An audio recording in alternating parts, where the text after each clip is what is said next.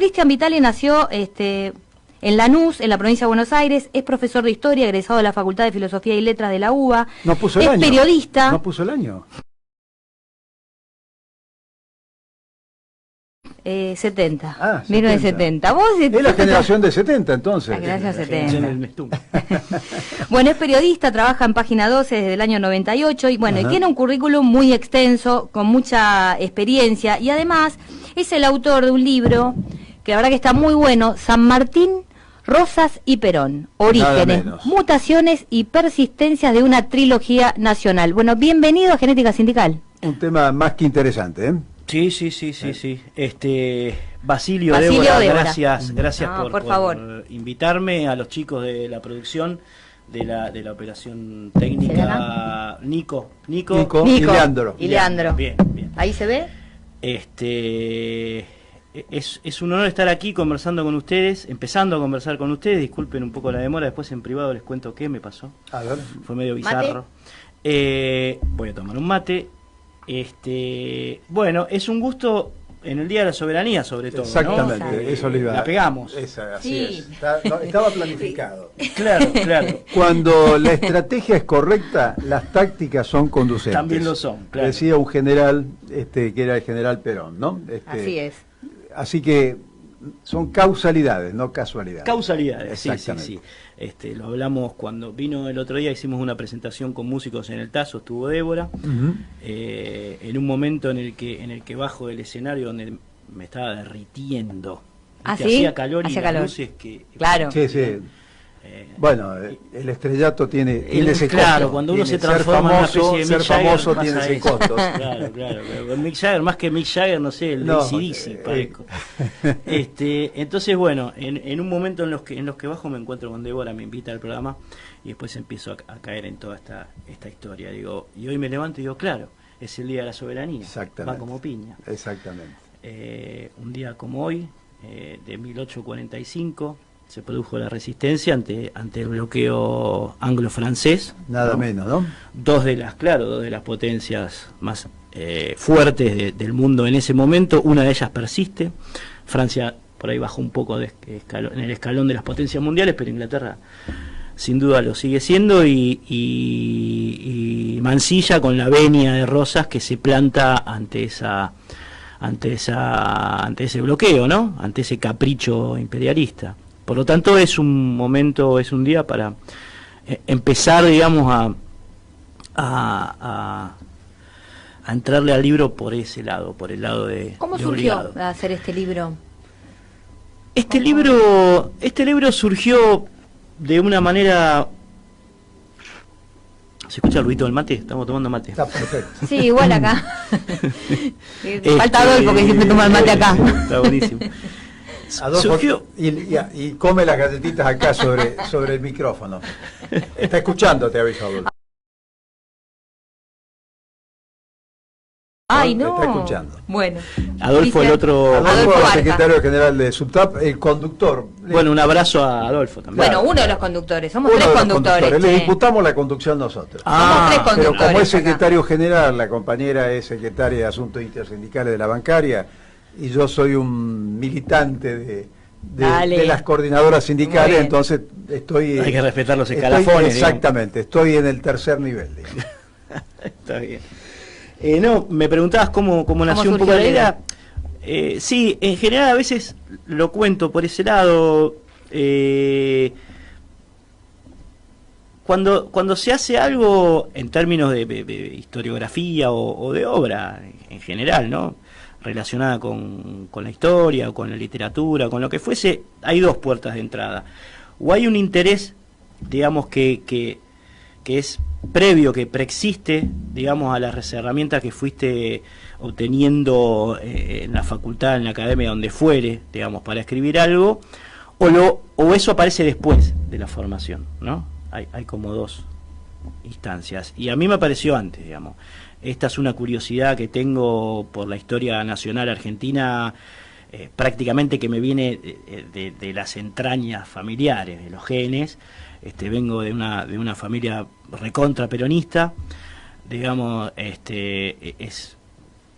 yo siempre digo que el peronismo es como una vacuna, es como la Sabin, ¿viste? Te la ponen cuando sos chico y está, vas por ahí.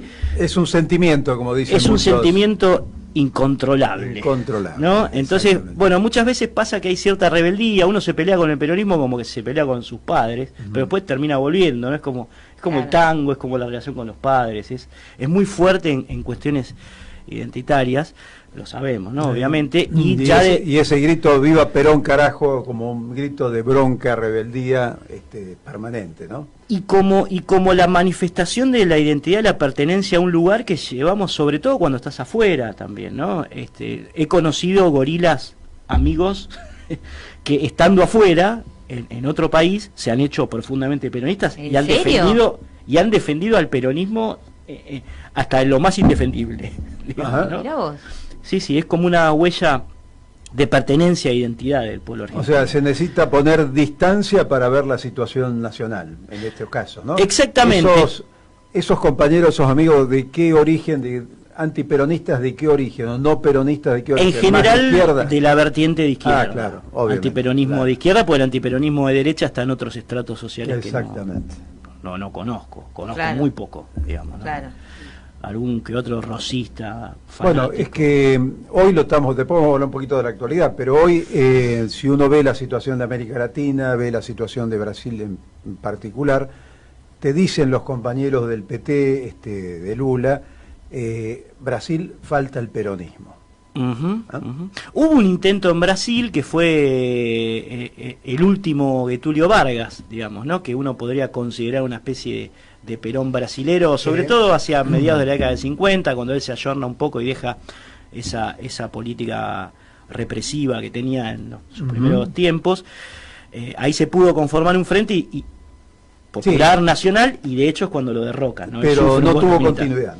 Claro, porque sufre un golpe militar que digamos, termina de cuajo con el nacimiento de ese movimiento nacional de masas, ¿no? Que va a ser el varguismo.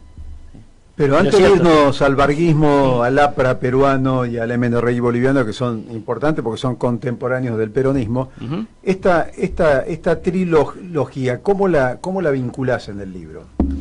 O sea, San Martín, Rosas y Perón, un clásico dentro del peronismo, dentro del nacionalismo popular y revolucionario de la Argentina. Sí. ¿Cómo surge esta inquietud por vincular estas tres figuras de la historia nacional? Bueno, es una inquietud que me nace de cuando era adolescente, casi niño, te diría, 12 años, 11, 12 años. Mi viejo me llevaba a una unidad básica que se llama Justa, Libre y Soberana, que la había fundado el hermano de mi papá en 1945, ahí nacido, ni bien nacido el peronismo. Estamos hablando de capital. En Lanús, en el sur, sí, en el conurbano. Nace esa unidad básica Justa, Libre y Soberana. Una de las primeras funciones que tenían los militantes era repartir las bolsas de carbón que llegaban de la Secretaría de Previsión, de Trabajo y Previsión de Perón, repartir entre los vecinos, digamos. Entonces, bueno, esa unidad básica que todavía está hoy, la tengo a la vuelta de casa, todavía sigue, permanece. En el año 82-83 recibía muchos compañeros que, bueno, estaban tratando de posicionarse en el nuevo armado político del peronismo durante el retorno a la democracia, que es el de Luder, Witten, ¿no? Se hacían Estamos muchos hablando actos. año 82-83. Sí, previo o sea, en los finales de la dictadura y previo al advenimiento de la democracia. Entonces hacían muchos actos políticos, mitines, en los que venían a hablar muchos referentes, digamos, del peronismo que estaban reapareciendo y que habían sido en muchos casos perseguidos por la dictadura, exiliados, ¿no? Algunos con familiares desaparecidos. Bueno, tenía un componente un poco dramático y también un poco esperanzador, porque se venía otra etapa para el país. Entonces, en esos actos había un cántico que, digamos, a mí como niño me llamaba mucho la atención, un poco lo cuento en el prefacio, me llamaba la atención, que era, primero, se va a acabar la dictadura militar, no, esa rabia contra esa dictadura genocida, y pegadito venía otro que decía: generales de cantón, generales son los nuestros, San Martín, Rosas, Perón. Entonces digo, bueno, acá hay algo, acá hay obra, dicen los artistas, ¿no?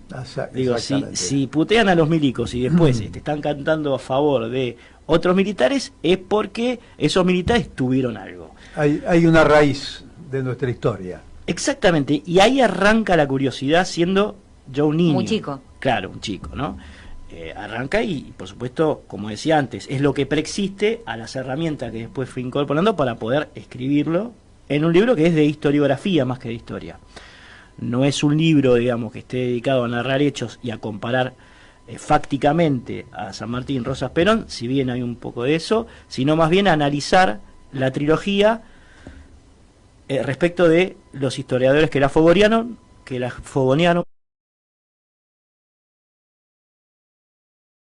y que la criticaron. Digamos, es una mirada historiográfica, un análisis sobre esos historiadores, básicamente. Pero un poco es el nudo del libro. Y nace de aquella curiosidad primigenia, ¿no? Que me llevó a preguntarme quiénes eran estos tres tipos para que la militancia cante como consigna política por ellos con tanta fuerza y con tanta emotividad, con tanta emocionalidad, ¿no? Ese factor tan inherente al peronismo. Bueno, quiero decir, para que recién nos sintoniza, que estamos acá en el piso con Cristian Vitale, que él es profesor de Historia, egresado de la Facultad de Filosofía y Letras, bueno, además periodista, trabaja en Página 12 y está hablando, es autor de este libro San Martín, Rosas y Perón, Orígenes, Mutaciones y Persistencia de una trilogía nacional, un libro que toda la militancia tiene que leer, ¿no? Recomendamos. Bueno, allá hay un subtítulo más que interesante, ¿no? Orígenes, mutaciones y persistencias. Sí, en realidad es un vicio de la UBA. Estudié en la UBA y uno incorpora este tipo de... ¿Cuáles son las mutaciones? Las mutaciones... ¿Estás hablando de un estudio comparativo entre los tres liderazgos de San Martín, Rosas y Perón? ¿Estás hablando de las políticas nacionales que desarrollaron? ¿Estamos hablando de un origen común que termina en el peronismo como expresión de esa historia? ¿Cómo lo encarás? Exacto. El tema de las mutaciones... Viste que está de moda hablar de 4 peronismos, 5 peronismos, 6 peronismos, 7 peronismos. Bueno, eso es lo que... Eso, se podría entender eso como mutación. Algunos sociólogos van inventando figuras, digamos, para explicar fenómenos de la vida interna del movimiento, y sacan categorías que después te asombran, ¿no? Todos los días descubren un peronismo nuevo. Sí, claro.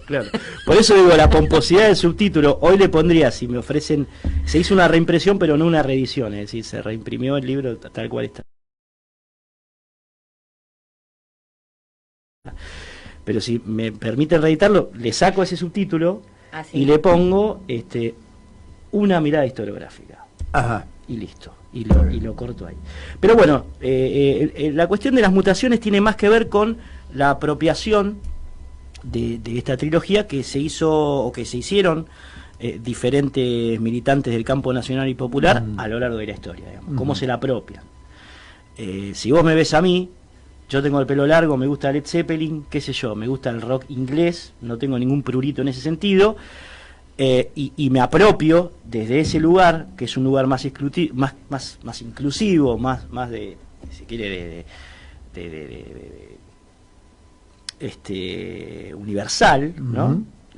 No límites a la cultura o al arte o lo que fuese, y te vas a encontrar también con personas que toman esta trilogía y tienen un costado xenófobo, medio fascistoide. Bueno, tiene que ver con el lugar desde donde te la apropies, ¿no? Claro, porque además tiene que ver, obviamente, del lugar, como vos decís, pero también creo que tiene que ver también con el contexto histórico, porque, por ejemplo, yo tengo un amigo que es Barja, que ahora no está, pero es un hombre de unos cuantos años ya, que él vivió la noche de los lápices, o sea, estamos hablando del año 66 en adelante, donde si vos en las universidades decías San Martín, Rosas y Perón, eras un facho. Claro, así, pero en bloque. Sí, claro. Eras caracterizado como un facho. Ese contexto histórico no es el mismo que contexto histórico, por ejemplo, para poner después de los 10 o 12 años de Néstor y Cristina.